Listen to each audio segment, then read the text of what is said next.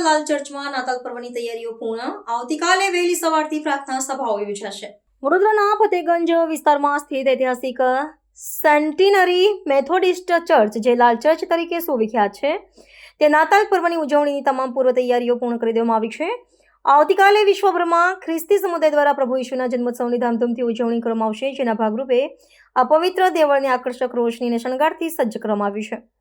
આવતીકાલે વહેલી સવારના 6 વાગ્યાથી વિશેષ પ્રાર્થના સભાઓ અને વિવિધ સાંસ્કૃતિક કાર્યક્રમો સાથે પર્વનો પ્રારંભ થશે, જેમાં શહેરભરમાંથી મોટી સંખ્યામાં શ્રદ્ધાળુઓ ઉમટી પડશે. આ દેવળ પોતાની વિશિષ્ટ સ્થાપત્ય કળા અને ભવ્ય વારસો માટે જાણીતું છે. ઈસવીસન 1902માં નિર્મિત આ ઇમારતમાં ગોથિક શૈલીની વાસ્તુકલાનો ઉપયોગ કરવામાં આવે છે, જેમાં લોખંડના સળિયાનો ઉપયોગ વિનાણીદાર કમાનો અને વર્તુળાકાર બારીઓ મનોહર દ્રશ્ય ખડું કરે છે. ચર્ચના 80 ફૂટ ઊંચા ટાવર પર સ્થાપિત 1 ટન વજનનો વિશાળ ઘંટ મુખ્ય આકર્ષણનું કેન્દ્ર છે, જેને વર્ષ 1908માં હાથીઓ અને મજબૂત દોડાઓની મદદથી અત્યંત સહેમત બાદ બેસાડવામાં આવ્યો હતો. ઉલ્લેખનીય છે કે વડોદરાના પ્રજાવત્સલ રાજવી મહારાજા સયાજીરાવ ગાયકવાડ ત્રીજા દ્વારા 500 ચાંદીના સિક્કાઓના ઉદાર દાનથી આ ધર્મસ્થાનની ઇમારતનો વિસ્તાર કરવામાં આવ્યો હતો.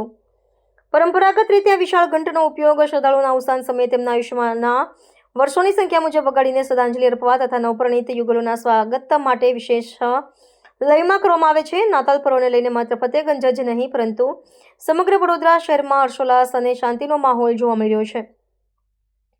ચર્ચના વહીવટી તંત્ર દ્વારા શ્રદ્ધાળુઓ માટે સુરક્ષા અને સુવિધાના વિશેષ પ્રબંધો કરવામાં આવ્યા છે, જેથી ભક્તિમય વાતાવરણમાં ઉત્સવની ઉજવણી સંપન્ન થઈ શકે.